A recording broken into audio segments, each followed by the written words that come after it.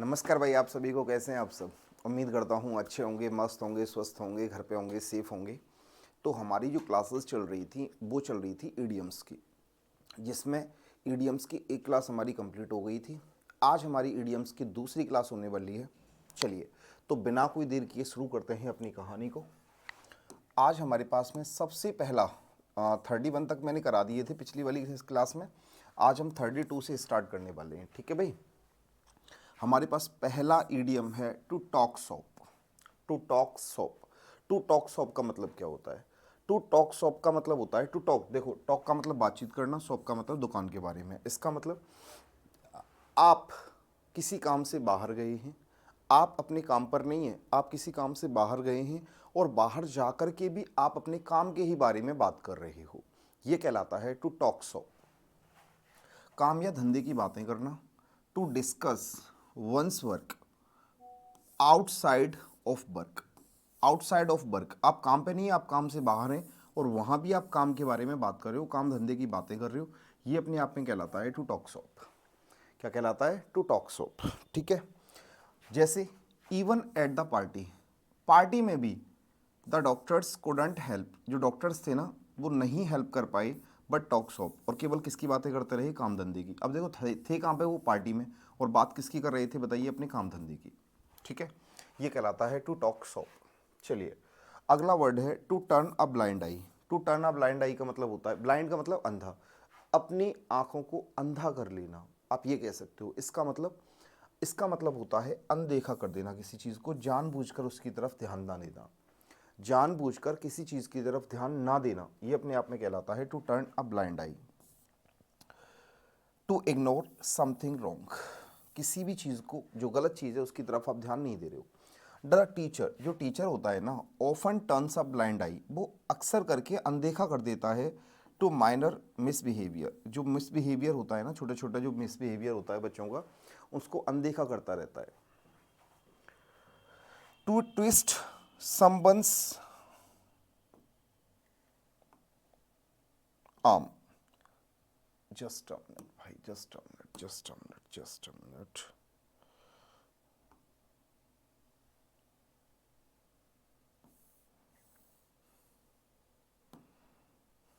Ji,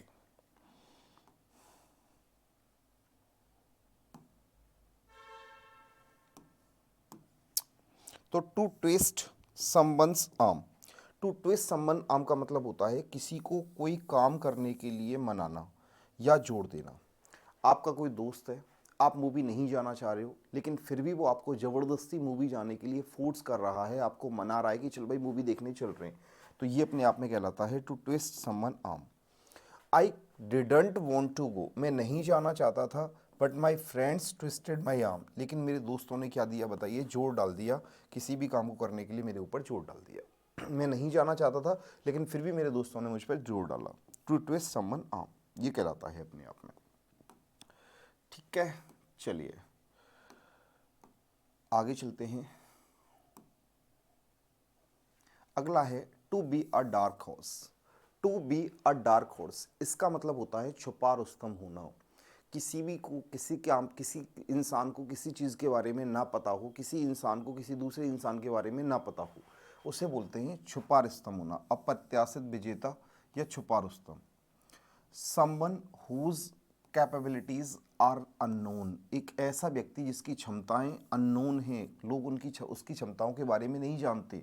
who unexpectedly succeeds, और जो unexpectedly क्या हो जाता है? सफल हो जाता है, उसे बोलते हैं to be a dark horse. और ये तो शायद एग्जाम में आया हुआ क्वेश्चन है। Nobody expected him to win the election, किसी को ये उम्मीद नहीं थी कि वो इलेक्शन जीत जाएगा, but he was truly a dark horse, लेकिन वो सच में एक छुपा रुस्तम इंसान था, लेकिन वो सच में एक छुपा रुस्तम इंसान था।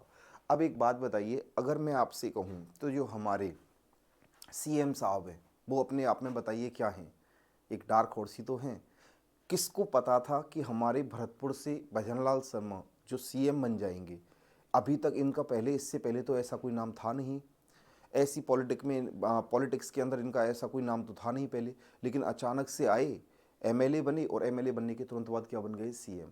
तो सच में बताइए वो कौन थे? To be a dark horse, he is a dark horse, ठीक है। आइए अगला चलता है, अगला आता है हमारा to pass the work. To pass the work, to pass the work. अब वर्क का मतलब जानते हो, जब आप वो खेलते हो ना, कोई भी गेम खेलते हो, तो जैसे आप सपोज दैट पत्ते खेल रहे हो, ठीक है, जब पत्ते खेल रहे हो तो आपकी जब बारी जाती है तो आप किसी दूसरे के इंसान के लिए देते हो ना, कि ले भाई अब तू कर, ठीक है, अब तू कर, अब तो पत्ते तू बांट। तो ये होता है टू पास द वर्क, जिम्मेदारी किसी और पर डाल देना।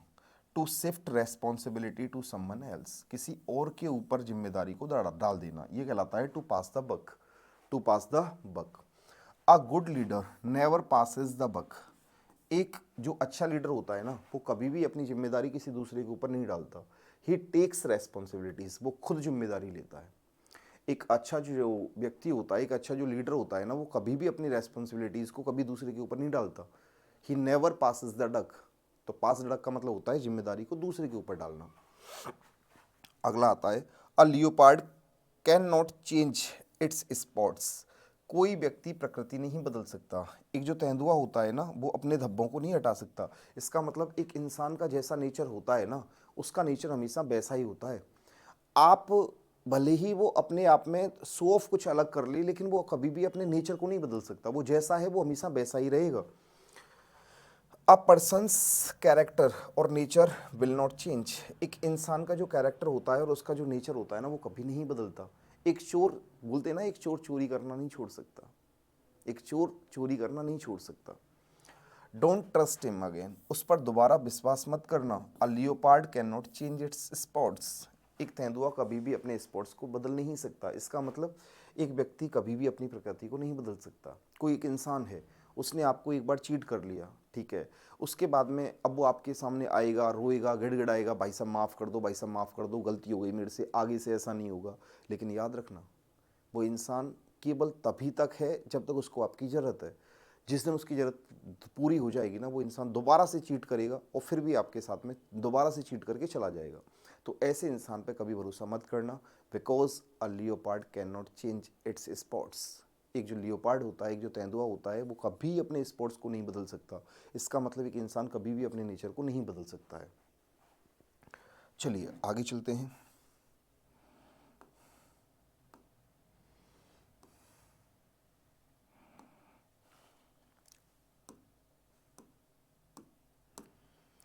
To take a rain check.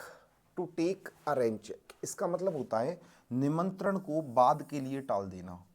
To politely decline an offer but suggest doing it later, politely, बड़ी विनम्रता के साथ में डिक्लाइन कर देना, डिक्लाइन कर देना, इनकार कर देना किसी भी ऑफर की, but suggest doing it letter, लेकिन इसे बोलता है कि बाद में कर लेंगे।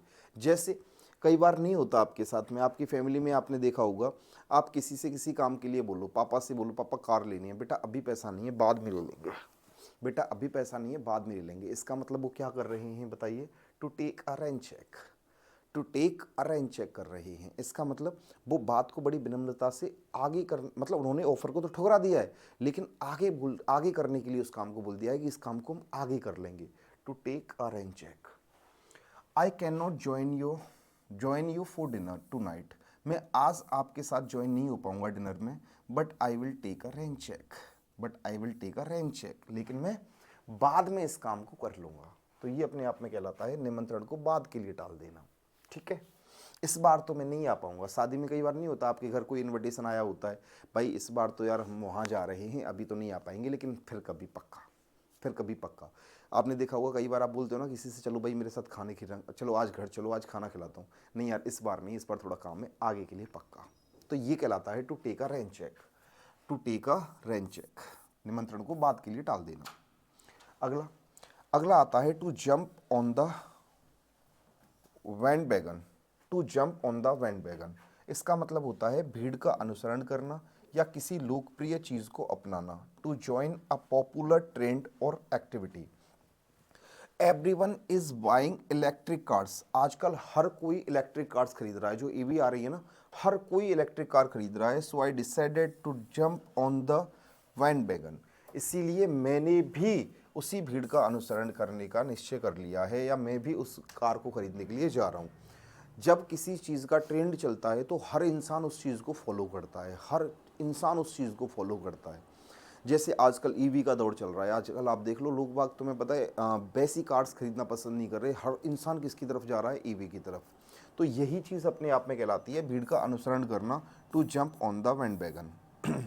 अगला आता है to hold your horses. To hold your horses का मतलब होता है धीरज रखना, रुकना, सब्र करना, पेशेंस रखना।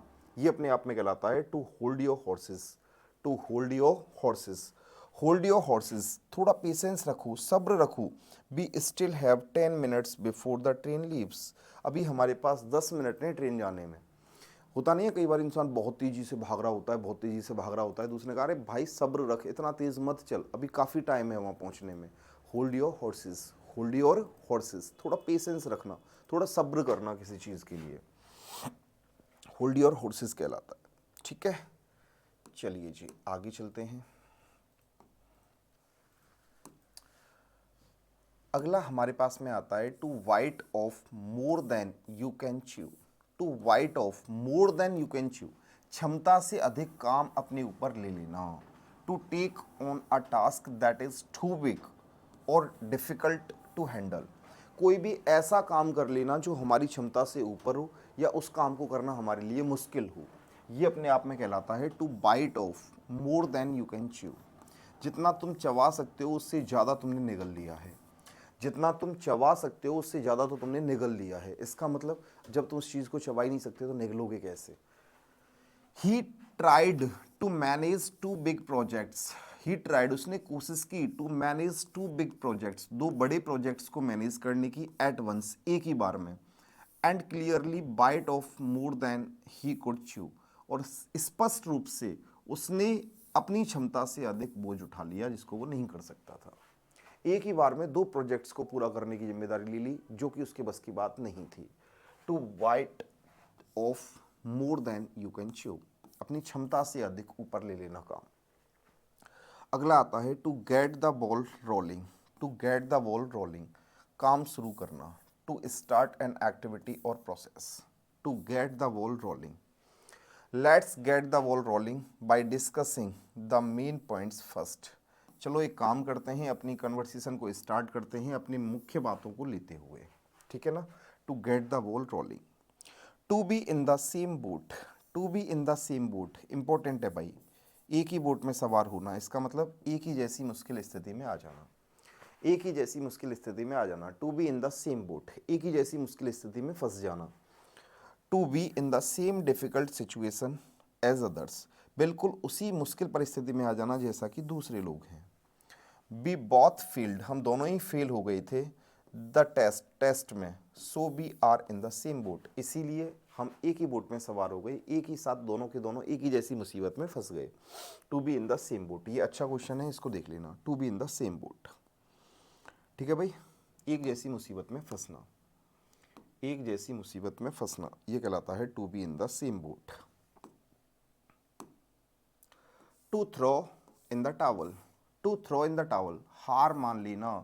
टू गिव अप और एडमिट डिफीट, अपनी हार को स्वीकार कर लेना और गिव अप कर देना, उस चीज़ से छोड़ देना उस चीज़ को, ये कहलाता है to throw in the towel. After trying for months, महीनों की कोशिश करने के बाद, he finally threw in the towel, उसने हार मान ली ऑन हिज बिजनेस आइडिया, अपने बिजनेस आइडिया पर। उसने उसका कोई एक बिजनेस आइडिया होगा, कोई बिजनेस प्लान होगा, उसने उस पर सालों मेहनत की, सालों मेहनत की, लेकिन सालों मेहनत करने के बाद में उसने क्या मान ली, हार मान ली। To throw in the towel, ये भी अच्छा क्वेश्चन है। To throw in the towel, हार मान लेना, ठीक है ना, एडमिट कर लेना अपनी डिफीट को। To clear the air, to clear the air, गलत फहमियाँ दूर करना। टू क्लियर द एयर, हवा को साफ करना, मतलब जितनी भी गलत फहमियाँ हैं ना उन सभी को दूर कर देना। टू रिमूव कन्फ्यूज़न और रिजॉल्व अ डिसएग्रीमेंट, जो भी आपस में जो अनबन चल रही है उसको दूर करना और गलत फहमियों को दूर कर लेना। They had a long discussion to clear the air after their fight, उन्होंने एक लंबा डिस्कशन किया, पहले उनमें लड़ाई हुई और फिर उन्होंने गलत फहमियों को दूर किया और उसके बाद में एक लंबा डिस्कशन किया, ठीक है। To hit the sack, to hit the sack, सोने जाना, to go to bed, to hit the sack. I am very tired, मैं बहुत ज़्यादा थका हुआ हूँ। आई थिंक, मैं सोचता हूँ, I will hit the sack, कि मैं सोने जा रहा हूँ, मैं सोने जा रहा हूँ, ठीक है। टू हिट द सैक, ये भी अच्छा है और ये भी अच्छा है, ये दोनों ही अच्छे हैं। To clear the air, to clear the air, गलत फहमियों को दूर कर लेना, टू क्लियर द एयर, गलत फहमियों को दूर कर लेना। टू हिट द सैक, सोने की तैयारी करना या सोने के लिए जाना, सोने के लिए जाना या सोने की तैयारी करना। ठीक है भाई, चलो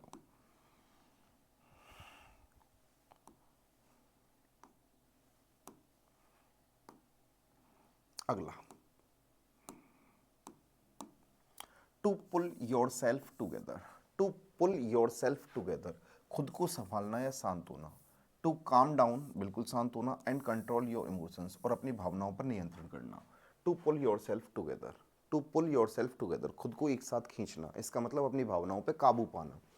स्टॉप क्राइंग, रोना बंद करो, and pull yourself together, और अपने इमोशंस को कंट्रोल करो। We need to find a solution, हमें एक सोल्यूशन को ढूंढने की जरूरत है, हमें सोल्यूशन को ढूंढने की जरूरत है, इसीलिए अपनी भावनाओं पे कंट्रोल करो, शांत रहो, खुद को संभालो। To be a couch potato, to be a couch potato, आलसी व्यक्ति जो ज़्यादातर समय टीवी देखता है, एक ऐसा व्यक्ति जो ज़्यादातर समय टीवी देखता है, एक आलसी व्यक्ति को कहा जाता है to be a couch potato. A lazy person who spends too much time watching television, he has become such a couch potato, वो सच में एक ऐसा आलसी व्यक्ति बन गया है जो टीवी देखता रहता है। Since he lost his job, जब से उसकी जॉब गई है, जब से उसकी जॉब गई है उसके पास कोई काम है नहीं, घर पे पड़ा रहता है और टीवी देखता रहता है। To be a couch potato, to be a couch potato, to be a couch potato. To take with a grain of salt, किसी बात को पूरी तरह विश्वास ना करना। To take with a grain of salt, किसी बात पर पूरी तरह से विश्वास ना करना। To not believe something completely, to be sceptical, मतलब किसी चीज पर पूरी तरह से आप विश्वास नहीं कर रहे हो।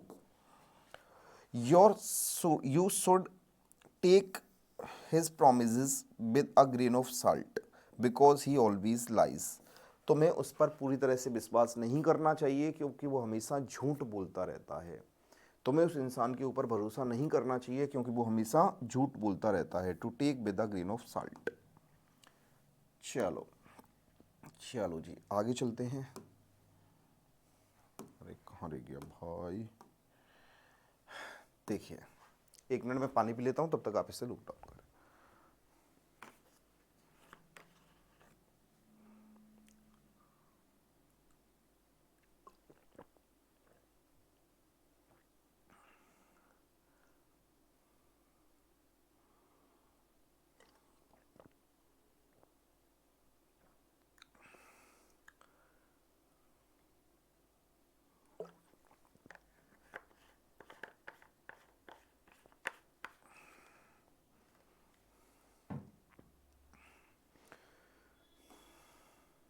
देखिए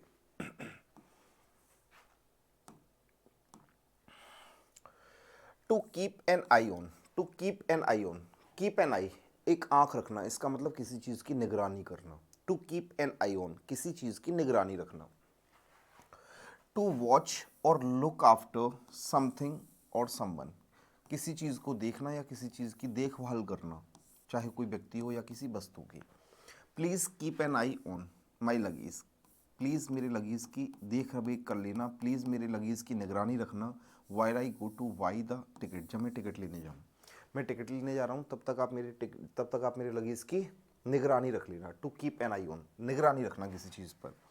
to get a taste of your own medicine, खुद की दवाई को टेस्ट करना, मतलब जैसा व्यवहार आप दूसरे लोगों के साथ में करते हैं वैसा ही व्यवहार खुद के साथ में करना, जैसा आप दूसरों के साथ करते हैं वैसा ही आपके साथ होना, ये कहलाता है to be treated the way you have treated others, उसी तरीके से तुम्हें ट्रीट किया जाना जैसा आप दूसरे लोगों के साथ में ट्रीट करते हैं। To get a taste of your own medicine, after worrying everyone she finally got a test of her own medicine, after whirling everyone, हर किसी व्यक्ति के साथ में वर्लिंग करते हुए she finally got a taste of her own medicine, उसे अपने साथ भी वही मिला जो वो दूसरे लोगों के साथ में करती है। To hear it through the grapevine, to hear it through the grapevine, to hear it through the grapevine, उड़ती उड़ती खबर सुनना। To hear it through the grapevine का मतलब होता है उड़ते उड़ते कोई खबर सुन लेना, कानाफूसी से जानना किसी चीज़ को। टू हियर र्यूमर्स और अनऑफिशियल इन्फॉर्मेशन, कोई अनऑफिशियल इन्फॉर्मेशन है, उड़ते उड़ते कोई कानों तक तुम्हारी खबर आ गई। I hear through the grapevine that the company is closing down, मैंने उड़ते उड़ते ये खबर सुनी है कि ये कंपनी बंद होने वाली है। मतलब कोई ऑफिशियल अनाउंसमेंट नहीं हुई है, कोई मालिक जो है कंपनी का उसने ऑफिशियल इन्फॉर्मेशन नहीं दी है, लेकिन मैंने तो उड़ते उड़ते ये खबर सुन ली है कि ये कंपनी बंद होने जा रही है। To hear it through the grapevine, तो उड़ते उड़ते किसी खबर को सुन लेना, ये कहलाता है। ठीक है, चलिए